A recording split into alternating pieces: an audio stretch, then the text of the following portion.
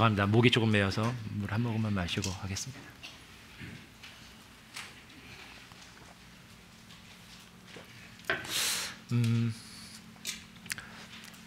오늘 설교를 전하는데 오늘은 좀 제가 상당히 불편한 마음으로 여러분에게 설교 말씀을 좀 전하게 될 것 같습니다. 그리고 아마 들으시는 여러분들도 좀 상당히 불편한 마음으로 들으시게 될 거라고 생각이 됩니다. 우리는 성적으로나 영적으로 매우 타락하고 음란한 세대를 살고 있습니다. 그리고 그 영적인 타락과 성적인 타락 가운데 교회도 결코 예외는 아닌 것을 우리가 바라보게 됩니다. 특별히 올해 2015년도에 한국과 미국에서 각각 헌법재판소가 성적인 문제를 놓고 중요한 결정을 내렸어요. 여러분들이 아마 다 아실 겁니다. 올해 한국에서는 2월 16일에 간통죄가 역사 속으로 사라지게 되었습니다. 그동안 간통죄가 있었는데 이제 그 간통죄가 위헌이다, 헌법에 위배된다라는 결정을 통해서 이제 폐지되게 되었습니다. 그러면서 그 간통죄를 폐지한 그 이유가 무엇이냐면 성적인 자기 결정권과 사생활의 비밀 자유를 침해한다. 그래서 이것은 위헌이다라고 결정이 되었어요. 물론 헌법재판소가 간통죄를 폐지하면서 이 간통이 그러면 좋은 것이냐 그렇게 이야기하지는 않았습니다. 나쁜 것이다. 그리고 간통을 저지르게 되면 민법상 배우자에게 손해배상을 책임할 책임이 있다라고 이야기하긴 했습니다. 근데 이 간통죄가 폐지되었다는 것은 무엇이냐면 각 개개인의 성생활에 대해서 국가나 법이 간섭하거나 처벌하지 않겠다라고 이야기를 한 것이에요. 그런데 이 간통죄가 폐지되면서 이상한 분위기가 일어나기 시작했습니다. 간통죄가 헌법재판소에서 위헌이라고 결정된 그날에 한국에서 콘돔 회사가 그날 당일만 주식이 15% 이상 올랐다라고 그래요. 그리고 그 헌법재판소 결정이 난 이후에 나이트클럽이나 모텔이나 유흥업소들이 성황을 이루었다라고 그런 기사가 떴습니다.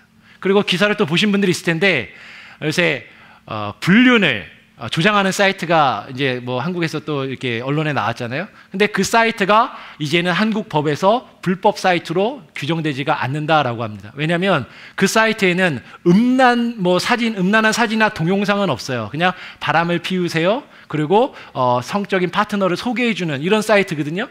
그러니까 이것을 한국의 법에서는 이제 더 이상 불법 사이트로 규정할 수 없는 그런 시대가 되었습니다. 근데 이 간통죄를 폐지하면서 간통죄 폐지론자들이 주장한 근거 중에 하나가 무엇이냐면 대부분의 선진국들이 이미 간통죄를 다 폐지했다라는 것이에요. 그리고 개인의 성의 자유를 이렇게 보장하고 그것을 국가가 침해하지 않기 때문에 대한민국도 이 간통죄는 폐지되어야 한다라고 그렇게 주장을 했습니다. 근데 여러분 제가 한 가지 물어볼게요. 미국은 그러면 간통죄가 있습니까 없습니까? 자신들이 없으신데 미국의 간통죄가 있습니다. 각 주마다 달라요. 그래서 제가 찾아보니까 미국의 간통죄가 일리노이주를 포함해서 우리가 사는 일리노이주를 포함해서 21개 주에서 간통죄가 있어요.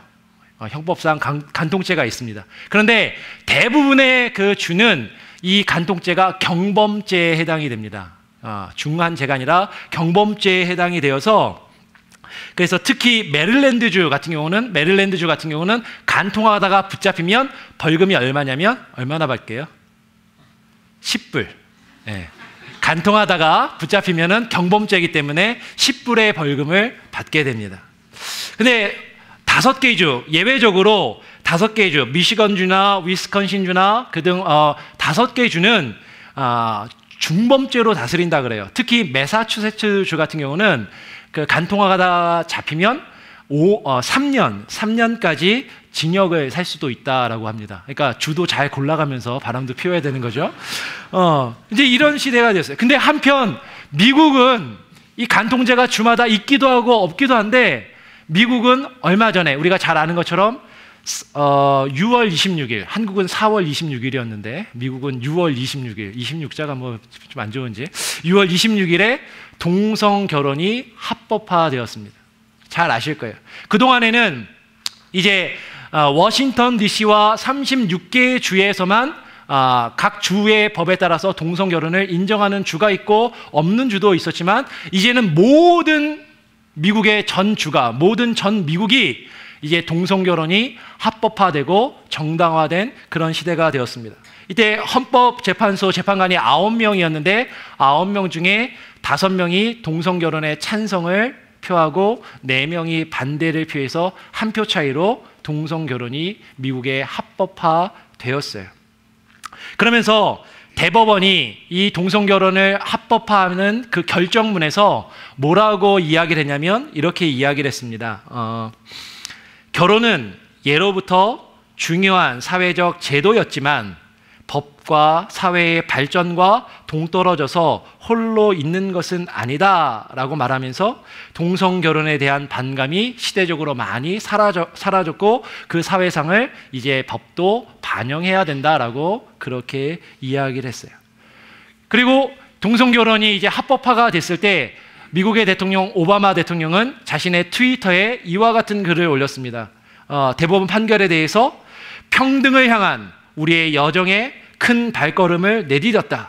이제 게이와 레즈비언 커플들이 다른 사람들처럼 결혼할 권리를 가지게 되었다라고 말했습니다. 그리고 이 오바마 대통령이 우리가 잘 아는 것처럼 얼마 전에 자기 아버지의 나라인 케냐를 방문했어요. 그리고 그 케냐의 대통령인 케냐의 대통령 이름이 케냐타래요. 케냐타 대통령을 만나가지고 정상회담을 한 다음에 정상회담 이후에 어떤 기자회견과 선언문을 낭독할 때 이때 오바마 대통령이 케냐가 동성애 금지법을 택하고 있는데 이것은 인권과 평등에 위배되는 법이므로 이 법은 폐지되어야 한다라고 그 대통령이 있는 옆에서 그렇게 대놓고 얘기를 했습니다. 그렇게 하니까 그 케냐 대통령이 그 다음에 앞에 서가지고 뭐라고 얘기했냐면 우리가 미국의 우방이지만 미국과 동조하지 않는 가치관도 가질 수 있다라고 그렇게 이야기를 했다 그래요. 그리고 또 얼마 전에는 오바마 대통령이 우간다에도 동일하게 동성애 금지법이 있는데 우간다를 향해서 동성애 금지법을 그와 같이 유지하면 미국이 우간다에 수많은 제가 정확한 액수는 기억을 못하는데 상당한 액수의 원조를 하는데 그 원조를 중지할 수도 있다라고 그렇게 으름장을 놓았다라고 합니다. 그때 우간다 대통령이 뭐라고 얘기했냐면 우리에게 미국의 원조가 정말로 필요하고 중요하지만 우리에게 더 필요한 것은 미국의 원조가 아니라 하나님의 말씀대로 사는 것이다 라고 그렇게 이야기했다라고 해요. 우간다 대통령의 믿음이 상당히 좋은 것 같아요. 근데 이제 이것이 우리의 모습인 것이죠.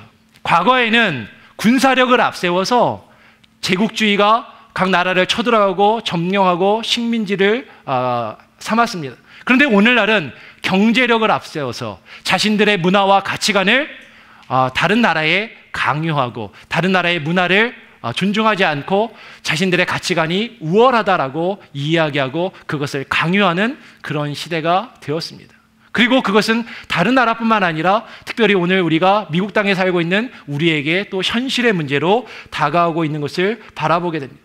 오늘날 미국의 대부분의 신학교, 소수의 보수적인 몇몇 교단과 신학교를 제외한 대부분의 신학교와 교단들은 동성결혼을 찬성해요. 그리고 동성애자에게 목사 안수까지 주는 그런 현실에 우리는 살고 있습니다. 그러나 오늘 말씀, 출애굽기 20장 14절 말씀, 제7계명의 말씀은 우리에게 간음하지 말라라고 분명하게 말씀합니다. 영어로는 어떻게 돼 있죠? 영어 저보다 훨씬 더 잘하시지만 영어로는 You shall not commit adultery라고 되어 있어요.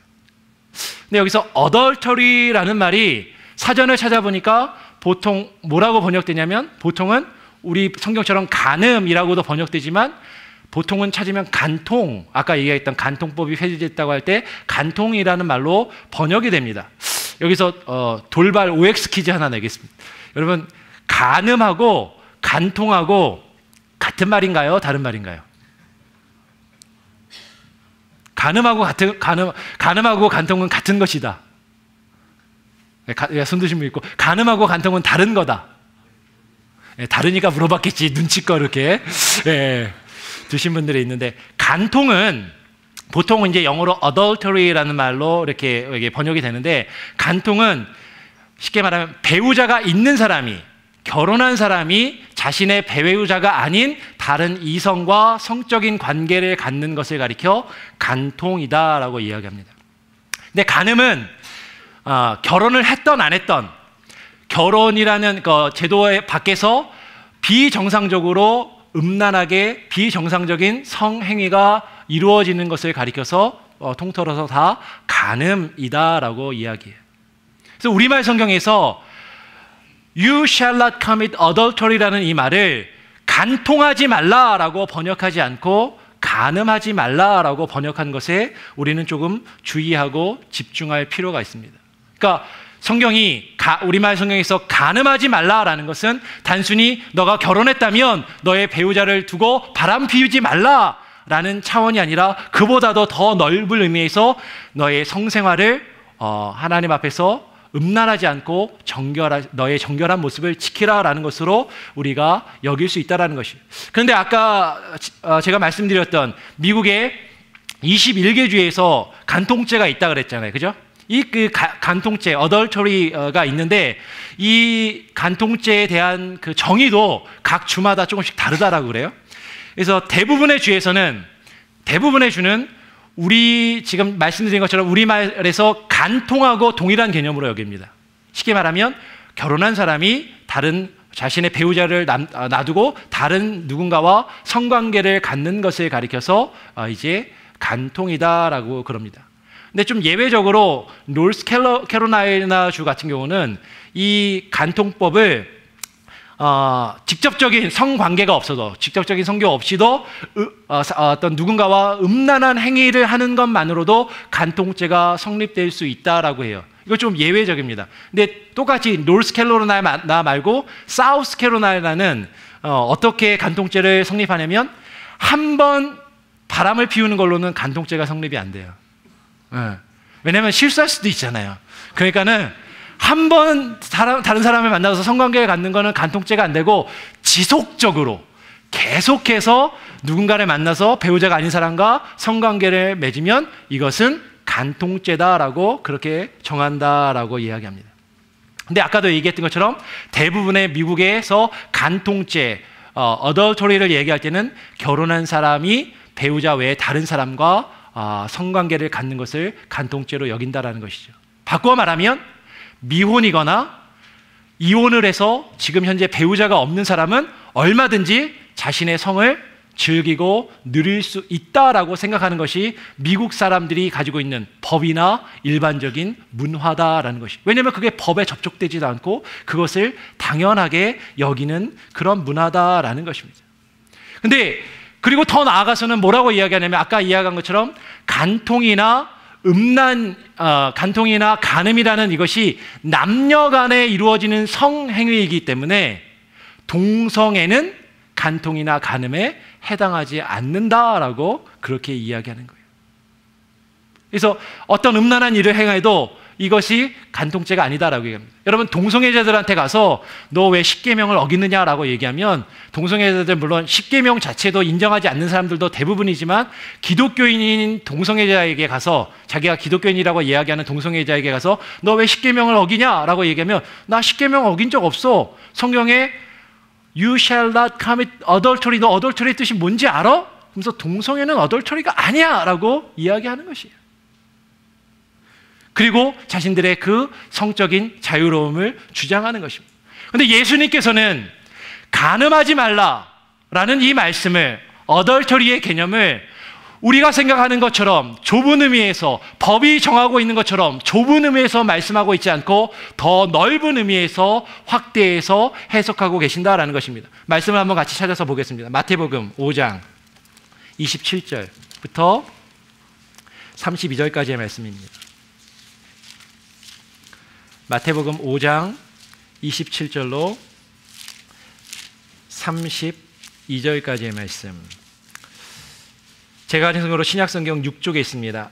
마태복음 5장 27절, 제가 27절을 읽으면 28절 여러분들이 읽어주시면 되겠습니다. 또 간음하지 말라 하였다는 것을 너희가 들었으나 나는 너희에게 이르노니 보는 자마다 마음에 이미 간음하였느니라. 예수님께서는 말씀하시는 것이에요. 간음하지 말라라는 말을 너희가 들었는데, 이 간음은 정말 성적인 관계를 갖는 것뿐만 아니라 여자를 보고 음욕을 품는 자마다 이미 간음한 것이다 라고 그렇게 예수님께서 말씀하시는 것이죠. 그리고 조금 건너뛰어서 32절 말씀을 보니까 나는, 예수님께서 말씀하시는 것입니다. 나는 너희에게 이르노니 누구든지 음행한 이유 없이 아내를 버리면 이는 그로 간음하게 하며 또 누구든지 버림받은 여자에게 장가드는 자도 간음함이니라. 정당한 이유 없이 자신의 배우자를 버리는 것, 그것도 동일하게 간음하는 것이고 상대로 하여금 간음하게 만드는 것이다 라고 예수님은 상당히 그 간음의 범위를 넓게 이야기하고 계신다라는 것이에요. 우리가 지금 말한 그 간음에 대한 이야기를 이야기하면서 그 중간에 제가 27절, 28절 읽고 중간에 건너뛰었는데 29절, 30절 말씀을 보면 우리가 너무나도 잘 아는 말씀이 있어요. 두 절이니까 같이 한번 읽어보겠습니다. 29절, 30절 한 목소리로 읽어보겠습니다. 만일 너의 오른 눈이 너로 실족하게 하거든 빼어 내버리라. 너의 백체 중 하나가 없어지고 온 몸이 지옥에 던져지지 않는 것이 유익하며, 또한 만일 너의 오른손이 너로 실족하게 하거든 찍어 내버리라. 너의 백체 중 하나가 없어지고 온 몸이 지옥에 던져지지 않는 것이 유익하니라. 간음에 대해서 이야기하면서 그 간음 중간에 우리가 잘 아는 너의 눈이 범죄하거든 그 눈을 빼어버려라. 너의 손이 범죄하거든 그 손을 잘라버려라 라는 그 말씀이 있는 것이에요. 이 말씀은 쉽게 말하면 너의 눈이 간음하거든, 너의 눈이 음란한 것을 바라보며 죄를 범하거든 그것을 뽑아버리라. 너의 손이 음란한 것을 행하고 너의 손이 음란한 죄를 범하거든 그 손을 차라리 잘라버리는 것이 그것을 가지고 지옥에 던져지는 것보다 훨씬 더 낫다라고 예수님께서 그렇게 말씀하고 계신다라는 것이에요. 물론 이 말씀을 문자 그대로 해석해서 눈을 뽑아버리고 팔을 자르실 분들은 없겠지만 분명하게 이 간음이라는 것이, 음란한 것이 얼마나 예수님께서 강하게 말씀하고 계시고 이것을, 이러한 죄가 하나님의 나라에 들어갈 수 없는 지옥에 던져질 만한 죄라고 이야기한다는 것을 우리가 발견할 수 있다는 것입니다. 오늘 분명히 십계명의 제7계명은 무엇보다도 결혼 관계에서 더 중요하게 적용되는 것이 맞습니다. 그러나 이 계명의 분명한 목적은 무엇이냐면 하나님께서 성결하고 정결한 것을, 몸과 영의 순결함을 하나님께서 원하시기 때문에 우리가 그 순결과 정결함을 지킬 것을 요구하시는 것이에요. 그런데 부부관계에서 그것이 더 중요하다라는 것이죠. 사람은 본래 독신으로 생활하지 않고 돕는 배필과 함께 즐겁게 살도록 하나님께서 창조하셨습니다. 창세기 2장 18절, 창세기 2장 18절 말씀을 보니까 여호와 하나님이 이르시되 사람이 혼자 사는 것이 좋지 아니하니 내가 이것을 위하여 돕는 배필을 지으리라 하시니라 라고 말씀하십니다. 그리고 남자와 여자가 결혼하여 그 둘이 한 몸이 되는 것이 하나님의 뜻이다라고 말씀하세요. 마가복음 10장 6절로 9절의 말씀을 보면, 마가복음 10장 6절로 9절의 말씀을 보면 이렇게 말씀합니다. 창조 때로부터 사람을 남자와 여자로 지으셨으니, 창조 때로부터 사람을 남자와 여자로 구분하여 지으셨으니 이러므로 사람이 그 부모를 떠나 그 둘은 누구예요? 남자와 여자가 한 몸이 될지니라. 이러한즉 그 둘이 아니요 한 몸이니 그러므로 하나님이 짝지어 주신 것을 사람이 나누지 못할지니라 라고 말씀합니다. 하나님께서 결혼이라는 제도를 우리에게 허락하여 주셨어요. 그리고 하나님께서 남자와 여자로 지으시고 그 남자와 여자가 서로 함께 연합하여 한 몸을 이룰 것이다 라고 말씀하셨어요. 그리고 하나 된 그 부부가 하나님께서 지어주신 그 짝을 사람이 나누지 못할 것이다 라고 이야기합니다. 근데 거꾸로 이 성적인 부분에 대해서 반대로 너무 이것을 부정적으로 생각해서 부부간의 성생활도 더러운 것으로 생각하고 이것을 나쁜 것으로 여기는 그런 사람들도 있습니다. 그러나 결코 그렇지 않다라는 것이죠. 성적인 죄가 매우 더럽고 추하니까 그러면 내가 성적으로 타락하지 않기 위해서 결혼하지 않고 독신으로 사는 것이 옳은가? 성경은 우리에게 그렇게 말씀하고 있지 않다라는 것입니다. 하나님이 특별한 은사로 허락하신 사람, 그 특별한 은사로 놓아주신 사람이 아니면 성적인 문제에서 자유로울 수 있는 사람은 아무도 없다라고 말씀합니다. 마태복음 19장 말씀을 한번 보겠습니다. 마태복음 19장. 마태복음 19장의 말씀을 보면 특히 19장 9절로 12절 말씀에 정절과 순결을 지키기 어려운 사람들은 결혼에서 도움을 구해야 한다라고 예수님께서 그렇게 말씀하세요. 그러면서 특별히 마태복음 9장 11절 말씀에 독신으로 지내는 것은 사람의 힘으로는 할 수 없는 것이고 뭐라고요? 오직 타고난 자라야 가능하다라고 말씀하십니다. 그리고 이어서 마태복음 19장 12절에 예수님은 모든 사람이 아니라 이 말을 받을 만한 자만 받으라라고 말씀하시는 것을 보게 돼요. 그러면 독신으로 지내는 것이 어떻게 보면 좋을 수도 있지만 결코 그것을 모든 사람이 감당할 수 없다는 것이죠. 오히려 대부분의 사람은 그것을 감당할 수 없기 때문에 결혼을 하여서 하나님께서 허락하신 배필을 만나고 그와 성생활을 하나님의 뜻 안에서 즐기고 향유하는 것이 더 옳다라고 예수님께서는 말씀하고 계시는 것입니다. 그리고 사도 바울 역시도 고린도전서 7장 1절로 9절 말씀을 보면 분명히 그리스도인의 결혼 생활이 어떠해야 하는가에 대해서 설명을 합니다. 그러면서 대단한 열의로 노력할지라도 모든 사람이 독신으로 그 정절과 순결을 지킬 수는 없다라고 바울이 이야기해요. 그러면서 고린도전서 7장 2절 말씀에 음행을 피하기 위하여 남자마다 자기 아내를 두고 여자마다 자기 남편을 두라라고 이야기합니다. 여자마다 자기 남편을 두라.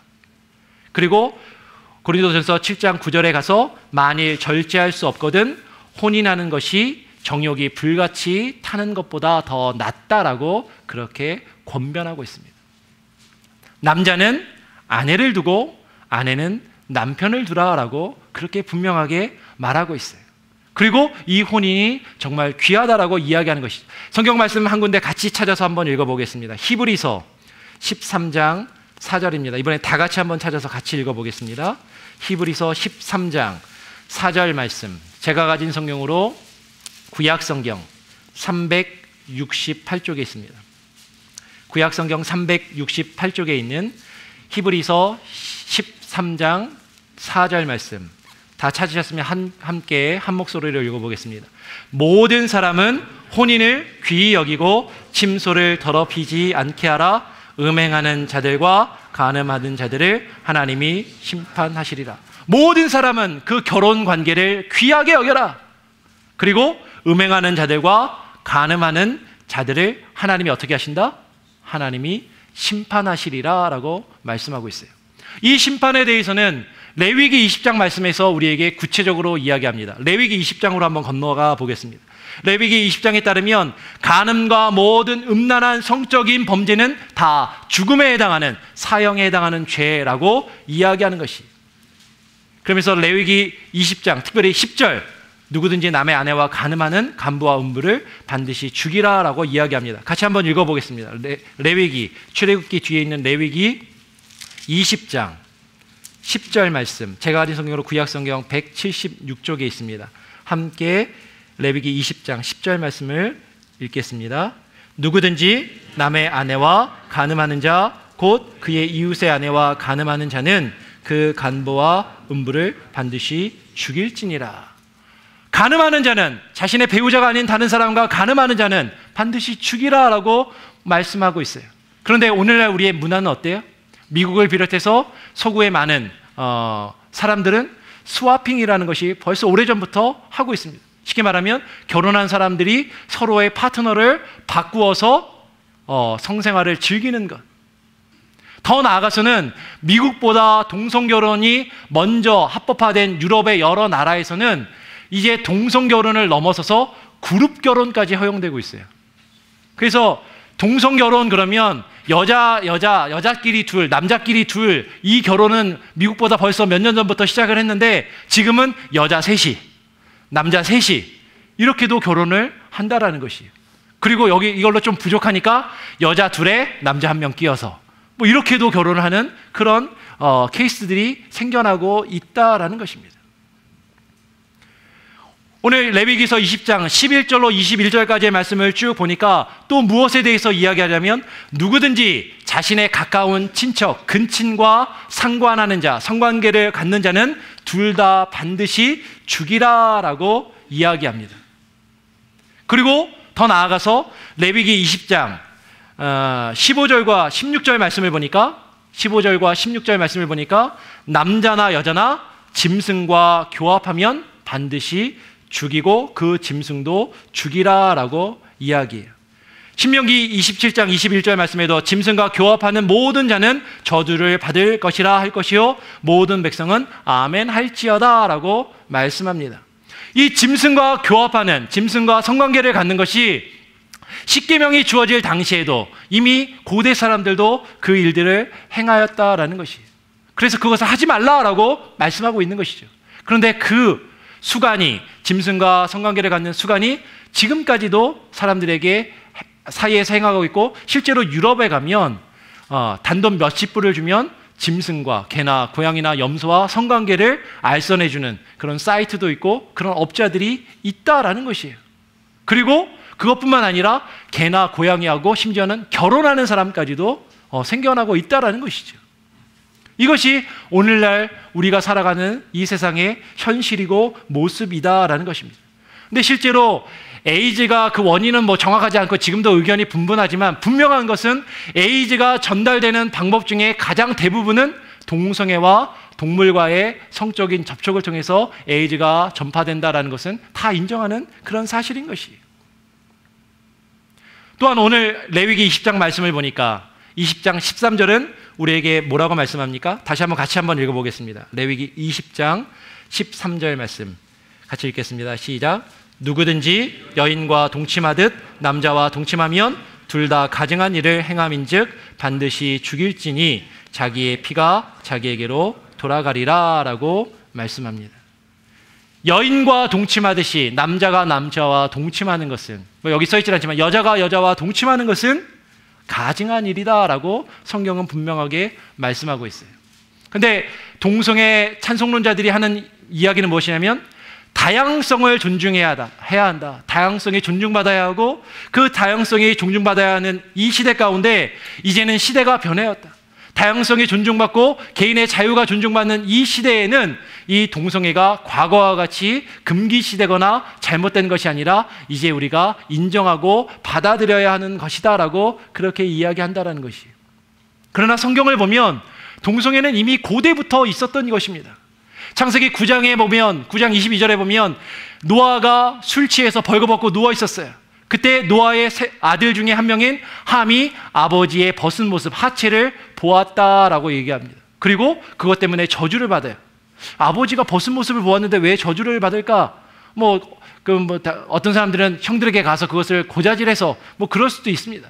그런데 많은 성경학자들이 아버지 하체를 보았다라는 그것이 아버지의 벗은 모습을 보고 음욕을 품은 것으로 해석하는 사람들도 있어요.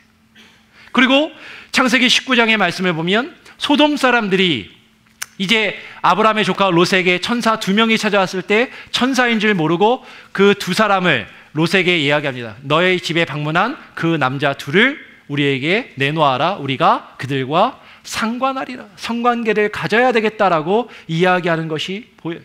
그러니까 이미 아브라함 시대 때부터 노아 시대 때부터 그리고 십계명이 주어질 그 당시에도 동성애의 문제는 그 사람들 가운데 있었고 그러한 죄가 있었고 그것을 해서는 안 된다라고 성경은 이야기하고 있다는 것이에요. 더 나아가 초대교회 때에도 사도 바울 역시도 이와 같이 이야기합니다. 로마서 1장 26절로 27절 로마서 1장 26절로 27절 말씀을 보니까 이 때문에 하나님께서 그들을 부끄러운 욕심에 내버려 두셨으니 곧 그들의 여자들도 순리대로 쓸 것을 바꾸어 영리로 쓰며 그와 같이 남자들도 순리대로 여자 쓰기를 버리고 서로 향하여 음욕이 불릴 듯함에 남자가 남자와 더불어 부끄러운 일을 행하여 그들의 그릇됨에 상당한 보응을 그들 자신이 받았느니라 라고 이야기합니다. 사도 바울 역시 이미 초대교회 때 이와 같이 하는 자들이 있다, 그러한 자들이 교회 가운데도 있고 그러한 일들을 해서는 안 된다라고 지금 이야기하고 있다라는 것이에요. 동성애가 비단 최근에 불거진 어떤 단순한 문제가 아닙니다. 고대 때부터 지금까지 이어지는 인간의 죄된 속성인 것이, 그런데 그것이 이제 평등과 다양성이라는 그 이름하에 정당화되는 그런 시대가 되었습니다. 그리고 미국과 유럽의 수많은 교회들은 동성애를 인정할 뿐만 아니라 동성애자에게 목사 안수를 허락하는 것이죠. 그리고 동성애자뿐만 아니라 트랜스젠더에게도 목사 안수를 주고 있습니다. 실제로. 동성애 찬송론자들은 초기에는 이렇게 얘기했어요. 동성애는 타고난 거다. 이성을 사랑할 수 없고 동성만 좋아할 수밖에 없는 질병과도 같은 것이므로 그와 같은 소수자들을 그리고 교회가 그들을, 소외자들을 보듬어줘야 되고 품어줘야 할 것이 아닌가라고 그렇게 이야기해요. 그리고 이제는 그것이 더 나아가서 성적인 자유와 평등의 문제로 대두되어서 소외받는 그 소수자들을 교회가 품고 감싸 주어야 할 것이 아니냐라고 이야기해요. 어떻게 보면 맞습니다. 교회가 성소수자들도 품고 나가야 한다는 것은 저도 동의해요. 그런데 죄가 아닌 것은 아니잖아요. 여러분, 우리가 지난주에 살인죄에 대해서 나눴을 때 살인한 사람은 예수님 믿을 수 없습니까? 살인한 사람도 회개하고 예수님 앞에 나와 하나님의 은혜로 구원받을 수 있어요. 그러나 살인이 죄가 아니라고 말할 수 없는 것처럼 우리가 살인을 범한 살인범도 교회가 품고 그들을 용납해야 하는 것처럼 성적인 소수자들도 우리가 품어줘야지만 잘못된 것을 잘못됐다라고 말하지 않고 그것이 옳다라고 말할 수는 없다라는 것이에요. 대부분의 경우는 여러분, 성소수자들이 정말 선천적으로 이성을 사랑할 수 없는가, 그런 사람도 실제로 있는 것 같아요. 그런데 많은 경우에는 보면 동성애자들의 많은 케이스는 양성애자들입니다. 무슨 얘기냐면 필요에 따라서 동성하고도 성관계를 갖고 이성하고도 성관계를 갖는 그런 사람들이 선택의 문제라고 생각하는 것이죠. 이것은 나의 성적인 결정이고 나의 주관이다라고 이야기하고 오늘날은 그것이 존중받아야 한다라고 그렇게 말하는 것입니다. 근데 오늘 우리가 읽은 성경 말씀은 동성애를 범하는 자들을 반드시 죽이라라고 말했습니다. 근데 만약에 우리가 정말 죽이는 건 고사하고 그들을 향해서 우리가 이제 헌법이 그들의 결혼과 동성애를 합법화하고 보장해주고 있는 이 마당에 우리가 그들을 향하여 비난하거나 정죄할 수 있겠는가 하는 것이에요. 여러분, 지금 미국에서는 동성애가 합법화되었어요. 근데 합법화되기 이전에 몇몇 주에서 이미 동성애를 인정하는 그런 주가 있었습니다. 동영상을 하나 여러분과 함께 잠깐 보기 원하는데, 이 동영상은 미국에서 헌법으로 동성애가 합법이 되기 이전에 매사추세츠 주에서 자신의 자녀가 공립학교에서 동성애에 대한 교육을 받은 것에 반대하였던 한 부모가 겪은 실제 이야기를 잠깐 우리가 보기 원합니다. 이게 몇 년 전에 이루어졌던 일이고 몇 년 전에 사실 동영상에 올라왔던 것이라서 최근의 사건은 아니에요. 그렇지만 이 사건을 통해서 우리가 한번 생각해보고 우리가 고민해봐야 할 그런 부분이 있다라고 생각됩니다. 같이 한번 살펴보겠습니다. 틀어주시죠.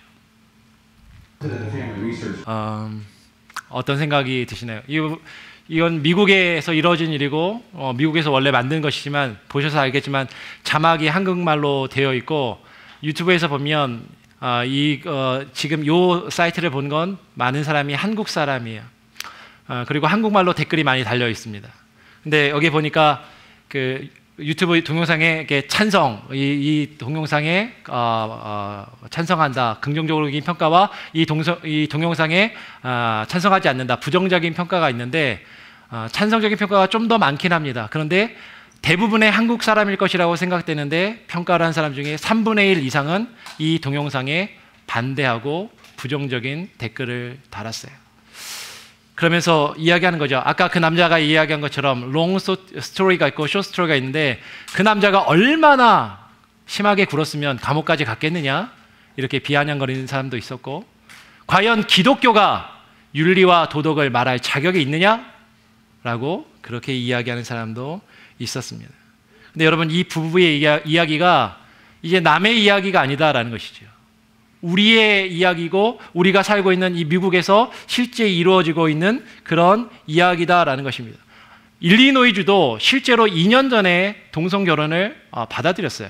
그래서 우리 자녀들도, 어쩌면 여러분들도 이와 유사한 경험을, 크고 작을 수도 있지만 이와 유사한 경험을 가지고 있을지 모릅니다. 그리고 여러분들이 실제로 집에 가셔서 여러분의 자녀하고 동성애에 대한 문제를 진지하게 이야기해 보시면 여러분들이 생각하는 것보다 동성애 문제에 대해서, 자신이 동성애를 하겠다라는 건 아닐지 몰라도 동성애에 대해서 생각보다 부정적이지 않을 수도 있다는 것을 발견하실 수 있을 거예요. 실제로 저희 아이가 지금 4학년인데 첫째 아이가 초등학교 1학년 때 선생님이 레즈비언이었습니다. 근데 이 레즈비언 선생님이 어느 날 임신을 했어요. 어떻게 된 것인가 이제 소문이 쭉 돌고 얘기가 나오는데, 레즈비언이니까 아이를 낳을 수 없잖아요. 그러니까 정자은행에 가서 정자를 사가지고 인공수정을 해서 아이를 임신해서 학교에 나와서 1학년 아이들을 가르치고 그리고 출산까지 한 일이 실제 미국의 일리노이주의 공립학교에서 이루어지고 있는 것이죠. 게이 커플들은 어떻게 해요? 여자는 인공수정이라도 하는데 게이들은 자식을 낳을 수 없으니까 어떤 케이스가 있냐면, 게이 커플들 중에는 자기는 애를 못 낳으니까 자기의 정자를 어머니에게, 자기의 친어머니에게 인공수정시켜서 어머니의 배를 빌려서 자식을 출산하는 그런 케이스들이 지금 생겨나고 있다는 것이. 그러면 그 아이가 나오면 그 어머니는 할머니가 되는 건지 어머니가 되는 건지 좀 족보가 상당히 헷갈려지는데, 그런 일들이 실제로 있다는 것입니다. 그러면 아이다호주에서는 한 목사님이 동성 커플이 찾아와서 결혼을 주례를 해달라는 것을 요청했을 때, 동성애자의 결혼 주례를 내가 할 수 없습니다라고 거부해서 시 당국으로부터 180일 감옥형과 1000불의 벌금형을 받았어요. 근데 이것이 부탁할 때마다 매번, 그래서 만약에 이 동성애자가 와서 7번을 부탁을 하면 180일 곱하기 7, 1000불 곱하기 7, 7000불을 벌금을 내는 그 처벌을 받았어요. 그래서 다시 거꾸로 소송을 제기하는 그런 일도 있었습니다.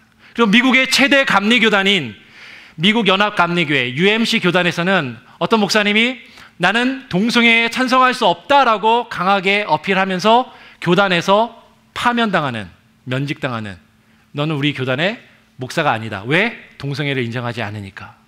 그런 시대가 되었어요. 여러분, 어쩌면 제가 이번 주 이 설교한 다음에 다음 주에 어떻게 될지 모릅니다. 이 중에는 그러신 분들이 없겠지만 H마트에다가 설교 CD 딱 갖다 놓으면 누군가 듣고 또 고소하면 어떤 일이 벌어질지 모르는 거예요. 이게 오늘날 우리의 현실이다라는 것이죠.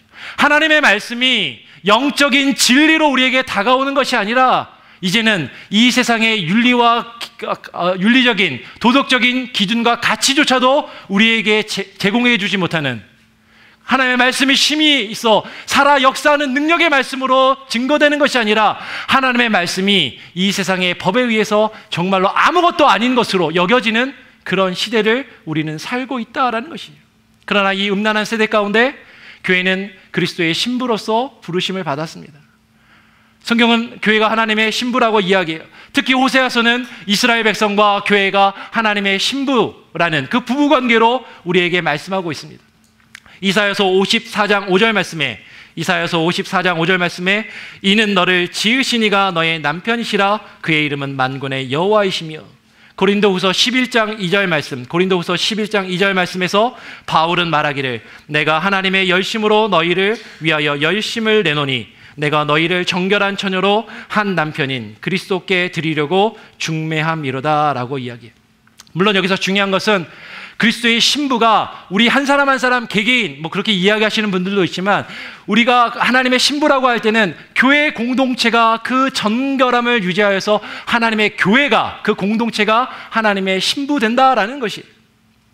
근데 하나님의 신부로서 그 정결함을 유지해야 할 교회가 교회의 이름으로 음란과 부정을 묵인할 뿐만 아니라 그것을 용인하고 그것을 정당화하고 그것을 인정하는데 앞장서고 있는 그 시대를 우리는 살아가고 있다는 것입니다. 근데 이 일은 이미 예전부터 있었어요. 모세가 십계명을 받으러 시내산에 올라갔을 때 이스라엘 백성들은 금송아지를 만들고 그 앞에서 기뻐 뛰며 즐겼습니다. 그리고 이는 우리를 애굽에서 구원해낸 이스라엘의 하나님이다라고 이야기했습니다. 그런데 출애굽기 32장 6절에 그들이 기뻐 뛰놀았다라는 이 단어를 어떤 성경학자들은 성적인 것으로 해석하는 그런 견해들이 있어요. 창세기 26장에 이삭이 그 리브가 아내를 안았다라고 이야기할 때 동일한 단어가 똑같은 단어가 쓰이고 있고, 호세아서 9장 1절에도 이제 성적으로 음란하며 우상을 섬기는 그 가운데 뛰놀았다라는 이 단어가 동일하게 쓰이고 있기 때문인 것이. 우리는 어쩌면 이 시대 가운데 교회의 이름으로 하나님의 아닌 다른 하나님을 만들어서 섬기고, 그리고 자신들의 그 행위를 정당화하고 자신들의 즐거움과 쾌락을 쫓는 그 시대를 살고 있는지 모르겠습니다. 어쩌면 그것은 교회라는 이름은 있지만 교회가 아닌 것이죠. 이 시대 가운데 우리가 어떻게 우리의 정결함과 믿음을 지키고 하나님 앞에 나아갈 것인가? 영적으로 육적으로 우리의 순결과 정결을 하나님 앞에서 지키며 나아갈 수 있을 것인가? 마지막으로 성경 한 구절만 찾아서 읽고 마치겠습니다. 고린도전서 6장 9절 10절 말씀입니다.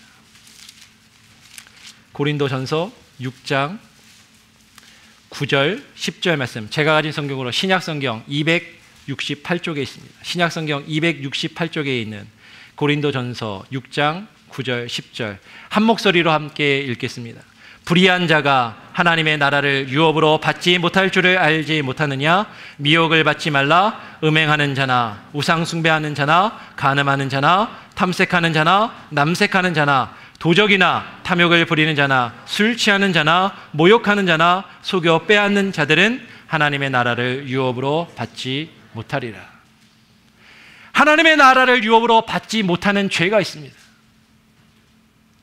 음행하는 자나 우상 숭배하는 자나 간음하는 자나 탐색하는 자나 남색하는 자는 하나님의 나라를 유업으로 받을 수 없다라고 이야기해요. 물론 이들도 회개하고 하나님 앞에 뉘치고 돌아서면 예수 그리스도의 십자가의 보혈의 은혜와 공로로 구원받을 수 있겠지만, 그러나 이와 같은 죄를 범하면서도 그것을 계속해서 유지하면서 나는 하나님의 백성이다, 나는 하나님의 자녀다, 나는 구원받은 사람이다라고 말할 때 결코 그들에게 그 구원은 하나님께서 허락하시는 그 구원이 아니다라는 것이, 하나님의 나라를 유업으로 받지 못할 것이다 라고 우리에게 이야기합니다.